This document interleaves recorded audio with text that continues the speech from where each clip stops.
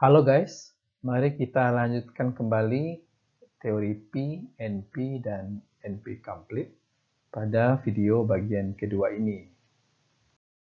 Ikhtisar materi yang dibahas pada video kedua ini adalah kelas-kelas persoalan keputusan, yaitu P problem, NP problem, NP complete problem, dan NP hard. Sebagaimana yang sudah saya jelaskan di dalam video bagian pertama, kita hanya membatasi pada persoalan-persoalan keputusan saja. Masih ingat apa yang dimaksud dengan persoalan keputusan? Ya, persoalan keputusan adalah persoalan yang hanya memiliki dua jawaban, yaitu yes or no, ya atau tidak. Persoalan-persoalan keputusan itu dapat dikelompokkan ke dalam beberapa kelas persoalan atau ke dalam beberapa himpunan. Nah, yang pertama adalah himpunan P, ya, atau P problem. Nah, P problem itu adalah himpunan semua persoalan keputusan yang dapat dipecahkan oleh algoritma dengan kebutuhan waktu polinom. Jadi semua persoalan-persoalan keputusan yang dapat diselesaikan dalam waktu polinom, ya, artinya kompleksitas waktunya polinomial, maka itu termasuk ke dalam anggota himpunan P. Nah, apa saja contoh-contoh persoalan keputusan yang dapat diselesaikan dalam waktu polinom? Nah, misalnya persoalan pencarian, ya. Mencari sebuah elemen di dalam senarai atau dalam array, itu jawabannya hanyalah ada, ya, atau tidak, ya, di dalam array tersebut, ya. Atau persoalan menguji apakah sebuah bilang bulat adalah bilang prima atau bukan, ya. Jadi jawabannya hanyalah prima atau bukan prima. Yang ketiga adalah persoalan menguji apakah dua buah matrik sama. Jawabannya adalah sama atau tidak sama. Ini contoh-contoh beberapa persoalan yang sudah ditemukan algoritmanya dalam waktu. Nah, bagaimana dengan persoalan keputusan lain seperti TSP decision problem? Apakah juga termasuk ke dalam himpunan P? Nah, jawabannya adalah meskipun belum ada orang yang menemukan algoritma TSP decision problem dalam waktu polinom, namun juga tidak ada seorang pun yang dapat membuktikan bahwa TSP decision problem tidak dapat dipecahkan dalam waktu polinom. Nah, oleh karena itu, TSP decision problem mungkin, ya, ini kata-katanya masih mungkin dapat dimasukkan ke dalam P problem. Jadi mungkin bisa dimasukkan ke dalam P, mungkin juga tidak. Selama kondisi ini masih berlangsung. Kelas persoalan keputusan yang kedua adalah NP problem. Nah, hati-hati ya, NP ini bukan singkatan non-polinomial, ya. Tapi NP ini adalah singkatan non-deterministik polinomial. Nah, jadi NP ini berkaitan dengan algoritma non-deterministik, ya, atau lebih tepatnya lagi non-deterministik polynomial time algorithm.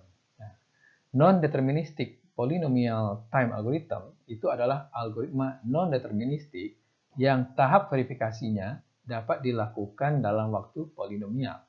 Jadi, tentu kalian masih ingat bahwa algoritma non-deterministik itu ada dua tahap. Pertama, tahap menerka, ya, yaitu yang bersifat non-deterministik. Yang kedua, tahap verifikasi. Tahap verifikasi ini bersifat deterministik. Nah, jika tahap verifikasinya dapat dilakukan dalam waktu polinomial, maka itu disebut dengan algoritma non-deterministik yang waktunya polinomial. Nah, di sini ada kata verifikasi dalam waktu polinom. Verifikasi dalam waktu polinom artinya begini. Jika diberikan sebuah kandidat jawaban dari persoalan, kita dapat memeriksa apakah jawaban itu benar atau salah, ya, dalam waktu polinomial. Ya. Nah, hal ini berbeda artinya dengan menemukan solusi persoalan dalam waktu polinom. Ya.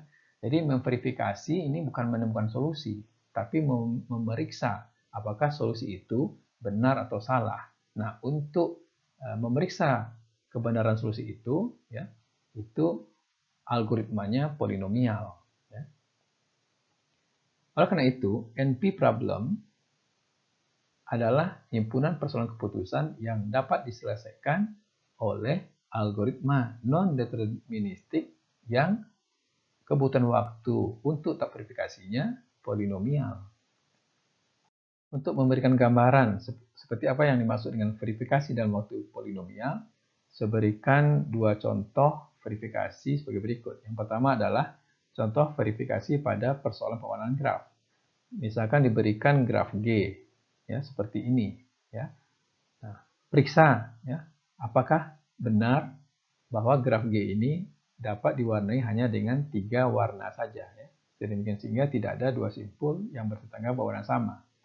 Nah, kemudian kita lakukan verifikasi, ya, apakah betul, ya, graf ini dapat diwarnai dengan 3 warna. Ya. Ternyata memang benar, ya, graf G ini dapat diwarnai dengan 3 warna saja, ya, sehingga tidak ada dua simpul yang bertetangga berwarna sama.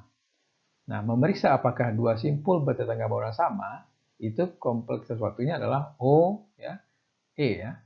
Nah, ini maksudnya ini adalah jumlah sisi dalam graf G. Karena untuk memeriksa dua simpul bertetangga itu artinya sebanding dengan sisi, ya, pada kedua simpul tersebut, ya. Jadi banyaknya sisi dalam graf G itu sama artinya, ya, dengan dua simpul yang insiden dengan sisi tersebut, ya. Sehingga kebutuhan waktu untuk memeriksa apakah dua simpul bertetangga berwarna sama itu polinomial, ya. Sehingga verifikasi jawaban ini kebutuhan waktunya adalah polinomial. Yang kedua adalah verifikasi pada persoalan sub, ya. Nah, misalkan ini adalah himpunan variabelnya, ya. Ini adalah klausanya, ya. Klausanya ada 3 buah dan ini adalah C. Nah, periksa apakah assignment ubah ke buah boolean dengan X1 sama 1, X2 sama 1, dan X3 sama dengan 1 itu memberikan jawaban bahwa C sama dengan true, ya. Artinya C ini satisfied. Nah, kita verifikasi, ya, dengan memasukkan X1, X2, X3 yang menilai 1 ini ke dalam C, ternyata menghasilkan C sama dengan true. Nah, mengassign C ini, ya, setiap literalnya dengan nilai-nilai X1, X2, dan X3 ini itu kebutuhan waktunya konstan, ya. Nah, dalam hal ini berarti polinomial. Nah, sayangnya, ya, untuk menemukan solusi untuk kedua persoalan ini itu lebih sukar, ya, dari memverifikasi jawabannya. Sebagian besar persoalan keputusan termasuk ke dalam kelas NP, ya. Seperti misalnya TSP decision problem dan integer knapsack decision problem, ya. TSP decision problem misalnya, ya. Ini sudah kita bahas di dalam video bagian pertama. Ini dapat diselesaikan dengan algoritma non-deterministik, ya. Yang pada tahap verifikasi, ya, untuk memverifikasi terkait solusi, ya, itu kebutuhan waktunya polinomial, ya, atau ON, ya. Begitu juga untuk integer knapsack decision problem ini, ya. Nah, sekarang apa hubungan antara kelas P dengan kelas NP, ya? Nah, P ini adalah himpunan bagian atau subset dari NP, ya, atau dinyatakan dalam hubungan P, ya, himpunan bagian atau sama dengan NP. Nah, alasannya pertama, ya, karena setiap persoalan keputusan yang kompleksitas waktunya polinomial itu juga dapat diverifikasi solusinya dalam waktu polinomial, ya. Jadi semua persoalan keputusan di dalam kelas P, ya, itu kan kompleksitas waktunya polinomial. Nah, solusi persoalannya itu dapat diverifikasi juga dalam waktu polinom, ya. Yang kedua adalah kelas P ini kasus khusus dari NP. Sebab di dalam kelas P, ya, itu tidak ada tahap menerka. Sehingga kalau kita gambarkan dalam diagram Venn, ya, nah bentuknya, ya, seperti ini, ya. Jadi kelas P itu terletak di dalam NP. Notasi P himpunan bagian atau sama dengan NP itu artinya ada dua. Yang pertama adalah P sama dengan NP atau P tidak sama dengan NP. P sama dengan NP itu berarti P adalah improper subset atau himpunan bagian tak sebenarnya dari NP. P tidak sama dengan NP itu artinya P himpunan bagian dari NP. Ya, dalam kata lain, P itu adalah proper subset atau himpunan bagian sebenarnya dari NP. Menariknya adalah tidak ada seorang pun yang pernah membuktikan bahwa P tidak sama dengan NP atau P sama dengan NP. Nah, pertanyaan apakah P sama dengan NP itu adalah salah satu pertanyaan yang penting dalam ilmu komputer. Mengapa penting? Nah, sebab kebanyakan persoalan keputusan adalah NP. Oleh karena kebanyakan persoalan keputusan termasuk ke dalam kelas NP, maka jika dapat dibuktikan bahwa P sama dengan NP, maka betapa banyak persoalan keputusan yang dapat dipecahkan secara mangkus dengan algoritma yang kebutuhan waktunya polinom. Nah, namun sayangnya, banyak ahli yang telah gagal menemukan algoritma waktu polinom untuk persoalan NP. Nah, misalnya, belum ada seorang pun yang dapat menemukan algoritma polinom untuk persoalan TSP, ya, atau persoalan kinetic problem. Ya. Oleh karena itu, cukup aman kalau kita mengasumsikan saat ini bahwa P tidak sama dengan NP. Jadi kalau digambarkan hubungan antara kelas P dan NP dalam diagram Venn, cukup kita gambarkan kelas P ini berada di dalam himpunan NP. Nah, lalu yang di luar ini persoalan-persoalan apa? Nah, di luar ini adalah persoalan-persoalan yang bukan persoalan keputusan, ya. Termasuk di dalamnya halting problem, ya, di sini. Di dalam ilmu komputer ada satu persoalan penting yang belum terpecahkan hingga saat ini, yaitu persoalan P versus NP. Persoalan P versus NP itu berbunyi begini.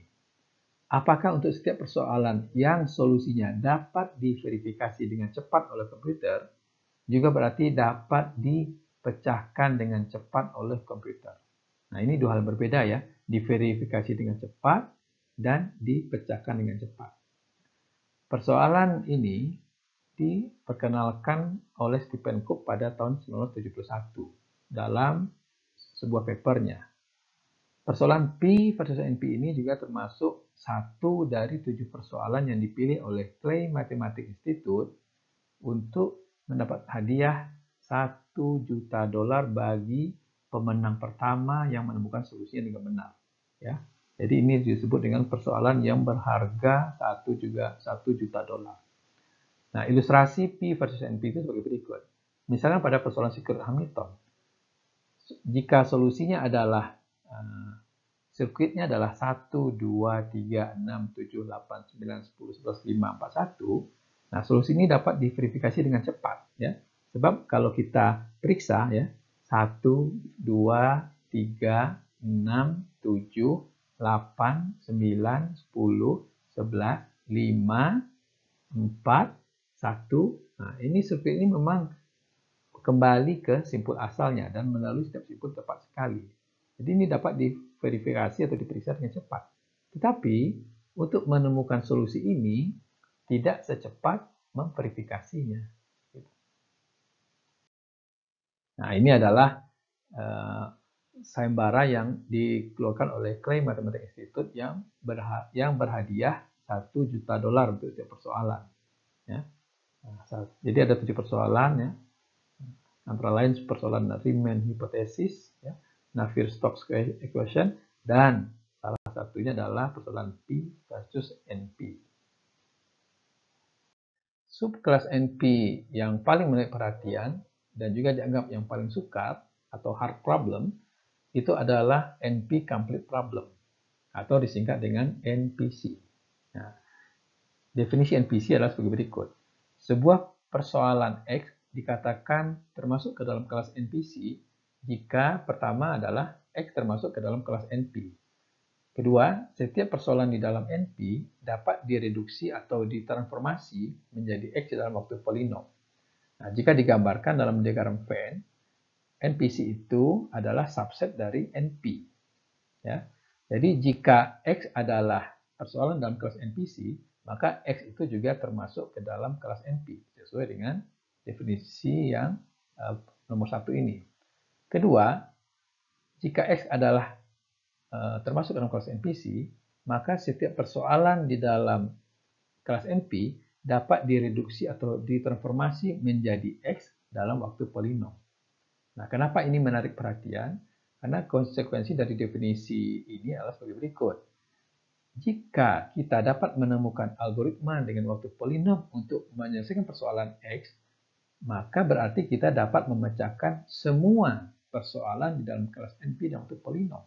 Nah, tadi dikatakan bahwa jika X itu adalah termasuk ke dalam kelas NPC, maka semua persoalan di dalam kelas NP ya dapat direduksi menjadi X.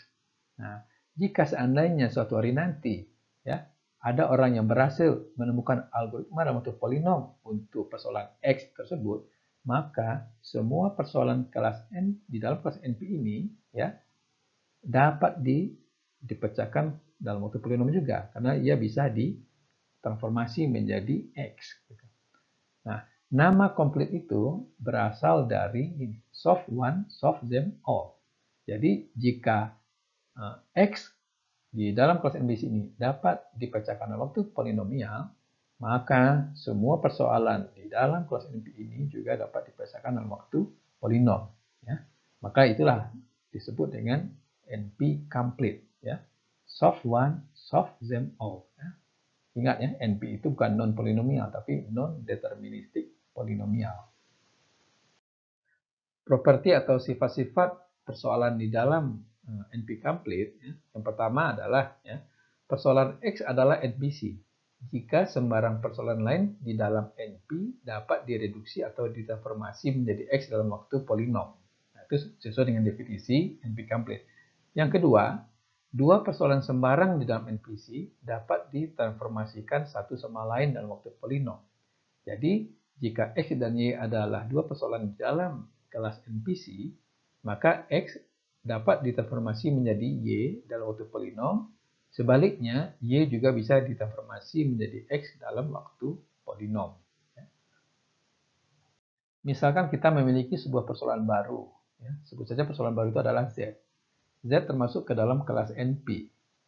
Nah, misalkan kita ingin membuktikan bahwa Z juga termasuk ke dalam kelas NPC.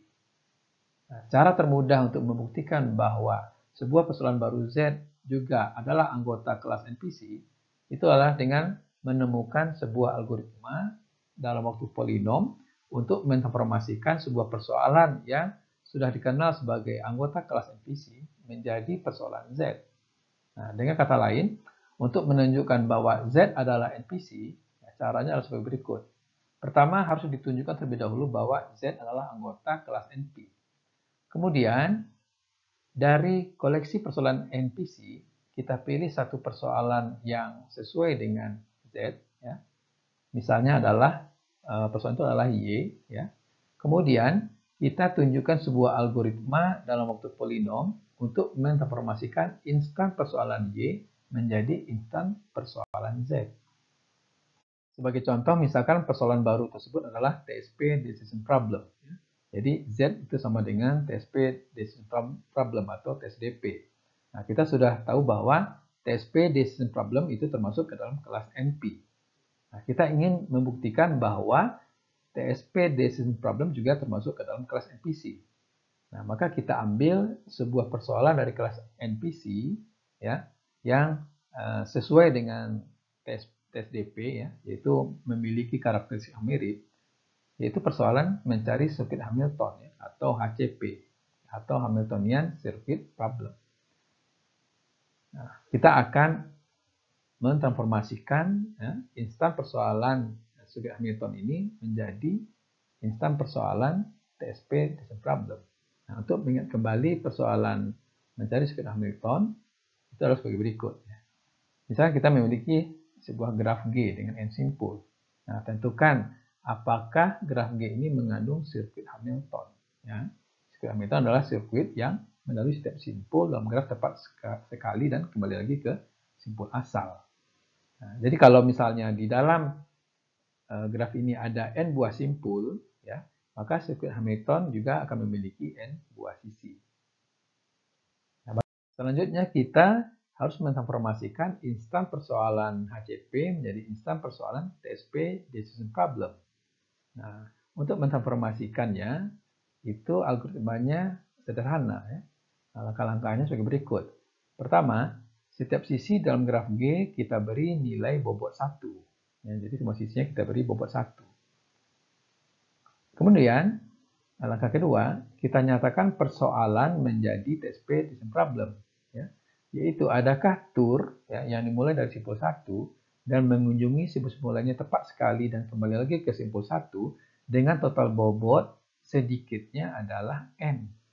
Nah, dengan transformasi ini, ya, maka persoalan TSP sudah kita transformasi menjadi instan persoalan TSDP. Nah, untuk melakukan transformasi ini, kompleksitas waktunya adalah N. Nah, kenapa N? Karena untuk mengassign setiap sisi dalam graf G ini dengan bobot 1, ya, itu dilakukan sebanyak maksimal sebanyak jumlah sisi. Jadi kalau jumlah sisi dalam graf ini M, ya, maka kebutuhan waktu untuk mengassign setiap sisi dalam graf G dengan nilai 1 itu adalah OM. Sehingga transformasi instan persoalan HCP menjadi instan persoalan TSP problem itu kebutuhan waktunya polinomial.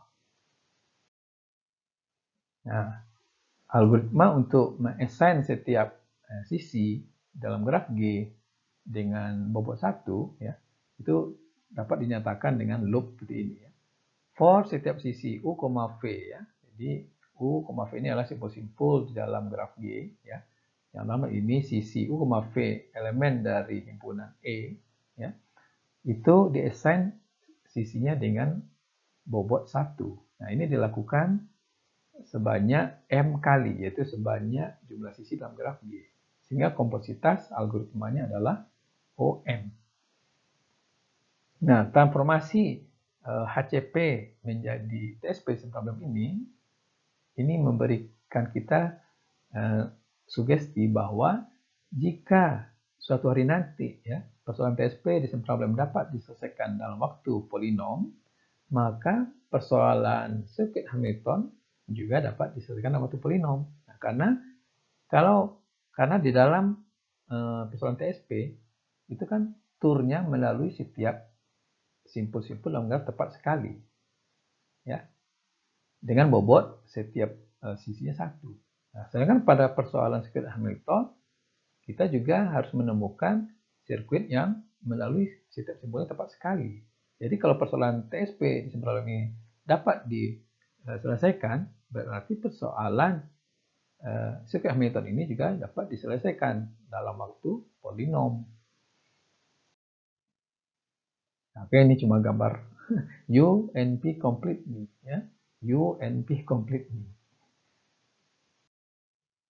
Nah, sejauh ini, ya, sudah terdapat lebih dari 300 persoalan yang sudah terbukti NP complete.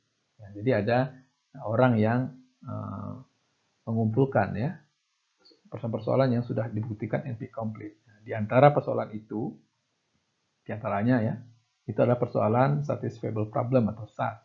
Kemudian TSP, persoalan sirkuit Hamilton, persoalan partisi, ya, yaitu diberikan sebuah himpunan dengan n elemen, ya. Nah, carilah partisi, yaitu subset, ya, yang tidak saling beririsan, ya, pada himpunan itu, tetapi jumlah semua nilai dalam subset itu sama.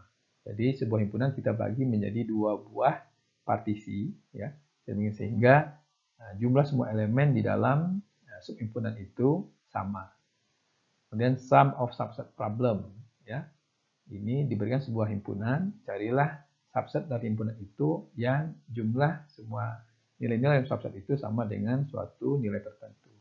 Kemudian klik problem, ya, ini sudah kita jelaskan. Kemudian pewarnaan graf, ya. Lalu puzzle, ya, subset problem, vertex cover, match sweeper, ya, subgraph summative problem, ya, dan masih banyak lagi. Kita tinjau kembali definisi NP complete. Definisinya mengatakan sebuah persoalan X dikatakan termasuk ke dalam kelas NP complete jika pertama X termasuk dalam kelas NP. Kedua, setiap persoalan dalam NP dapat direduksi dalam waktu polinom menjadi X. Nah, Tadi sudah disebutkan bahwa definisi ini menyatakan jika transformasi dari persoalan NP menjadi persoalan NPC, ya, sesuai dengan yang nomor 2 ini, dapat dilakukan, maka jika algoritma dalam bentuk polinom ditemukan untuk persoalan X, maka semua persoalan dalam NP juga dapat diselesaikan dengan mangkus atau efisien. Ya. Nah, konsekuensinya, ya, jika X itu adalah NPC dan ditemukan algoritmanya dalam bentuk polinom, ya, maka ini dapat menjawab bahwa P sama dengan NP. Ya, karena semua persoalan di dalam NP itu juga dapat diselesaikan dalam bentuk polinom, ya, karena dapat ditransformasikan menjadi persoalan dalam kelas NPC. Nah, dengan demikian, ya, pertanyaan apakah P sama dengan NP itu bisa terjawab, ya, jika nanti ada orang yang bisa menemukan algoritma dalam bentuk polinom, ya, untuk persoalan di dalam kelas NPC.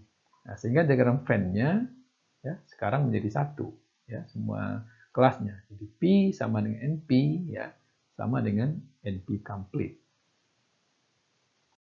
Nah, terakhir ada pula kelompok persoalan yang disebut NP-hard, ya. Nah, NP-hard ini adalah kelas persoalan yang juga sesukar kelas NPC. Namun persoalan-persoalan di dalam NP-hard ini tidak harus berupa persoalan keputusan.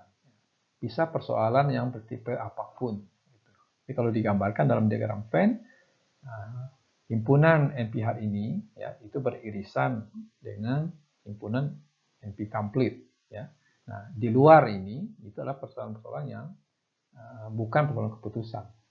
Nah, umumnya persoalan-persoalan yang terdapat dalam kelas NP-hard ini memiliki kompleksitas waktu eksponensial. Nah, contoh persoalan NP-hard adalah persoalan TSP, tapi TSP yang bukan decision problem. Ya. Nah, jadi kalau digambarkan ini, jika asumsinya P tidak sama dengan NP, maka NP-hard-nya sebagai berikut. Tetapi jika dia asumsikan P sama dengan NP, maka NP-hard-nya begini. Ya, nah, ini adalah himpunan, tambah ini P sama dengan NP, ya, dan sama dengan NP complete. Demikianlah, ya, maka berakhirlah materi kuliah teori P, NP, dan NP complete, dan juga berakhirlah seluruh materi dalam kuliah strategi algoritma. Ya, semoga materi kuliah yang kami berikan dalam semester ini, ya, dapat bermanfaat buat kalian semua, ya, dan dapat digunakan nantinya untuk menyelesaikan persoalan-persoalan, ya, lain, ya, dengan menggunakan algoritma yang sudah kalian pelajari, ya. Dan juga nanti dapat memahami kalau nanti membaca terminologi di dalam paper, dalam jurnal, dalam buku, ya, istilah seperti NP, P, NP complete, dan sebagainya. Baiklah, kami cukupkan sampai di sini, ya. Kami ucapkan selamat belajar.